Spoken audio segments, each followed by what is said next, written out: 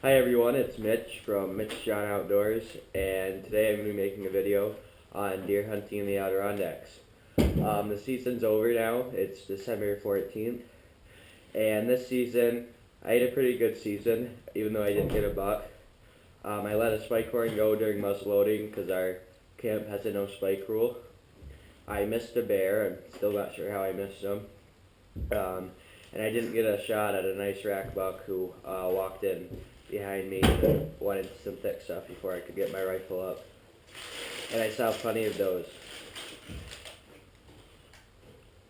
So what I carry in my backpack while I'm hunting, I carry a watertight bottle with fire starting stuff like cedar, matches, a lighter, lint from the dryer, my hunting license, and extra batteries for my GPS. I also carry my headlamp for at night. I carry my compass. I carry 2 of these. I carry flagging tape. I'll explain that later. I carry a bag with stuff for muzzleloading with my ball starter, my powder, my bullets, and my primers. I carry a space blanket, and I carry a tree stand strap in case I want to make a sit in my tree stand. Alright guys, now I'm going to go through what I carry in my pockets while I'm deer hunting. I carry my wind indicator so I can see which way the wind's going when it's not immediately obvious. I carry my cell phone, get a hold of people, even though it's not extremely reliable. I carry my buck knife, I carry my GPS, and I carry my bleat in a can, and around my neck I carry my grunt.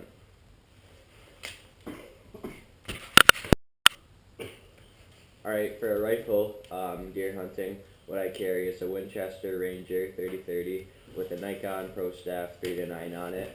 It's a lever action rifle, and it's good for me because I'm left-handed, and I also have the sling on it for easy carrying. Obviously important about the rifle is safety, keeping it pointed in the right direction, and knowing when it's loaded and unloaded.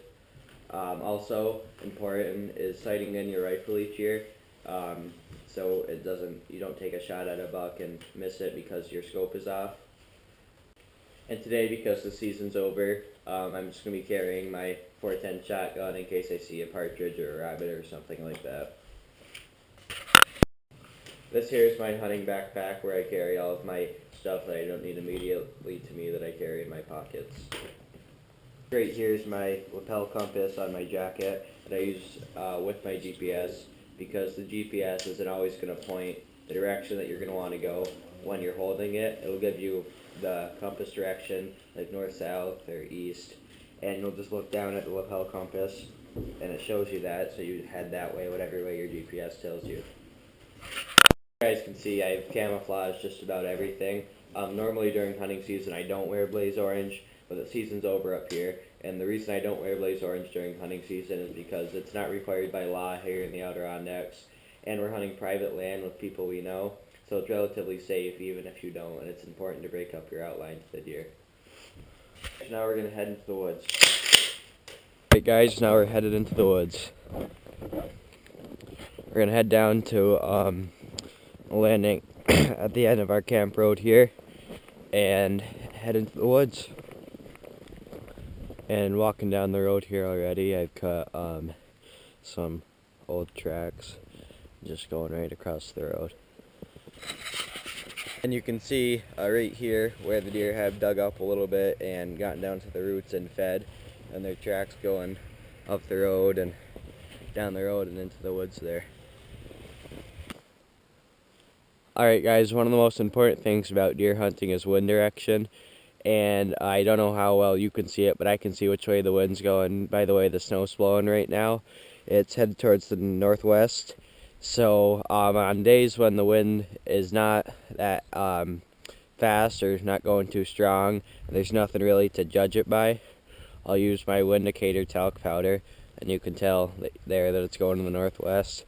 And also, I know that I already have a waypoint in this landing here, but that just so I can find my way back if I get turned around, even though I have tracks in the snow today. So yeah, we're gonna head in now. Now, when you're deer hunting, you always got to keep your eyes open and keep your ears open. And on days like this, where it's a little bit crunchy but not too crunchy, you can easily keep walking around instead of having to sit in some place. But what you don't want to do is, step in places that you're going to make a lot of sound with. You got to plan out your route well and stick with it with slow, gentle steps. A popular way to hunt up here in the Adirondacks is still hunting, and still hunting takes a lot of patience. What you're going to want to do when you're still hunting is really just take a couple of steps, walking very slowly, keeping your eyes open, and then stopping against a tree that you can put your rifle on if you had to take a shot.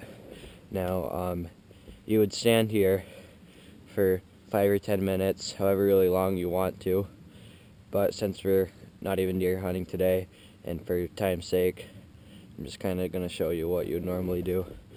So if I'd been standing here for 10 minutes, hadn't seen anything, keep walking a little bit. We're in a spot where there's a lot of beech trees, and in the fall, before there's snow, deer will frequent these areas to get the beech nuts when it's a good beech nut crop. And also, when we get back to camp, I'm going to show you what, during the rut and before the rut, or all season, a paw bed would look like made by a buck, and a rub would look like made by a buck. And I'll explain those when we get back there, okay? A little bit of still hunting here. Just keeping our eyes open to any kind of movement in the woods. It's really nice when there is snow on the ground because the deer's bodies will be silhouetted by the snow.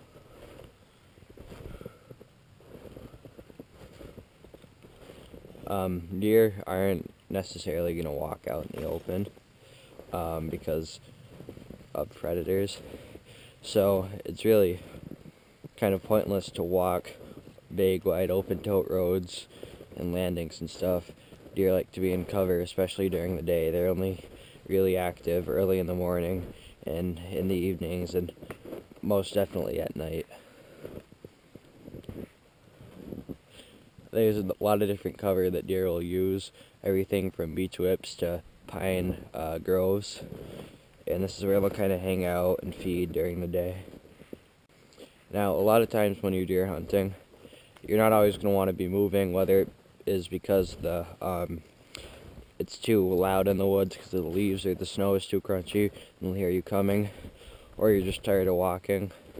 Especially in the evening, you're going to want to sit down. And when you sit down, you always got to obviously find a good spot. So I'm going to go right over this little hill here, and I know you can see for a little ways, and you're not always going to want to position yourself or you can see forever because it's so open in the woods. You're going to want to be on the edge of cover a lot of times, or places where you know there's deer and you know that deer will move through. So as you can see, yeah, you can see a little ways over here, and what we're going to do is we're going to find a tree to sit up against, and what I do is put my pack down to sit on, and then to clear away all of the snow in front of me. See, right here is a great spot to sit.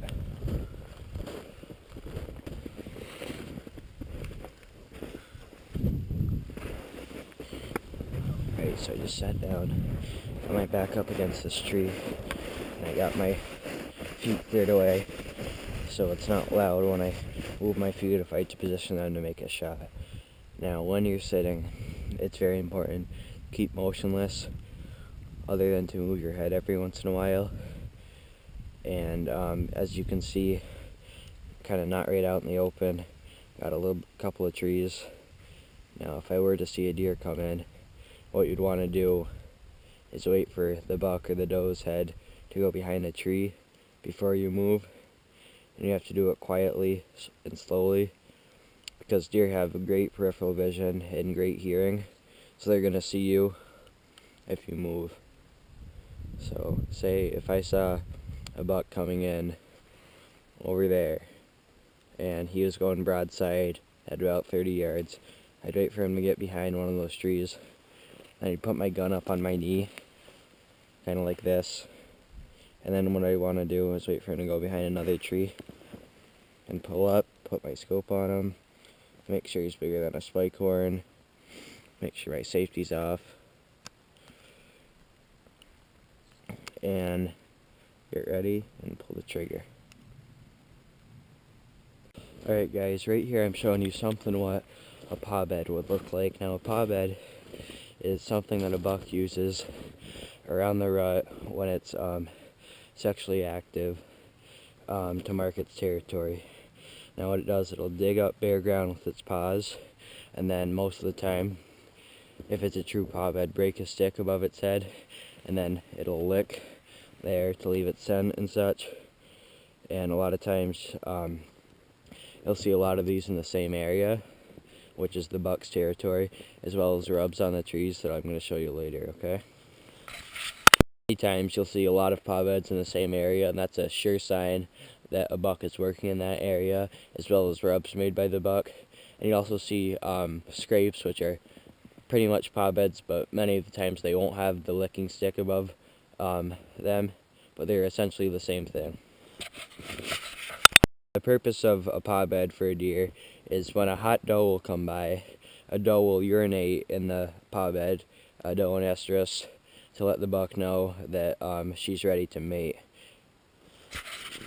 In the Adirondacks are most active during the rut, which is the second week of November to the third week of November, anywhere from kind of the 10th to the 23rd.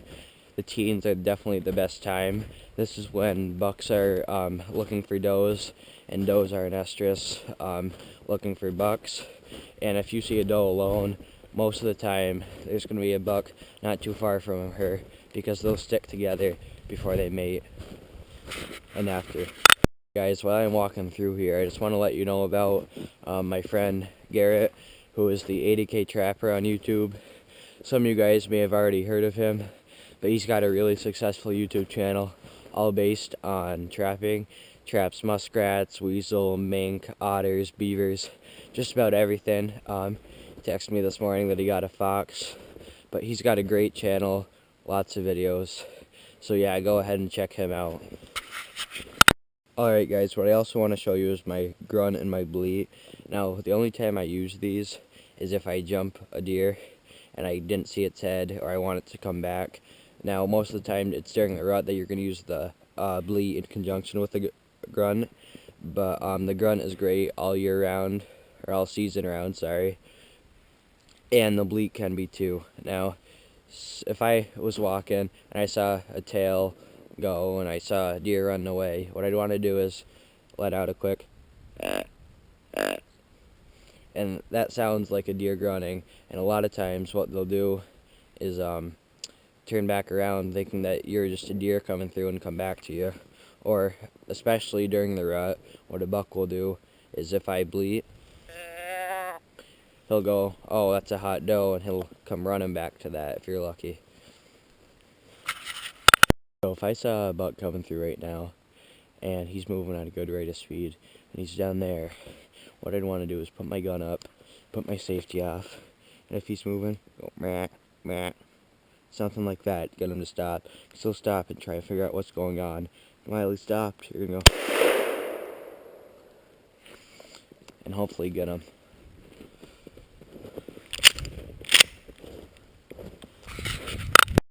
Alright guys, this here is something what a buck rub would look like. It's not very good, but what the buck does is rubs his antler on the tree to wear away at the bark. It's another way that it uses to mark its territory. This would be a okay sized buck, not big. A lot of times you can tell the size of the rack by the size of the tree that the deer.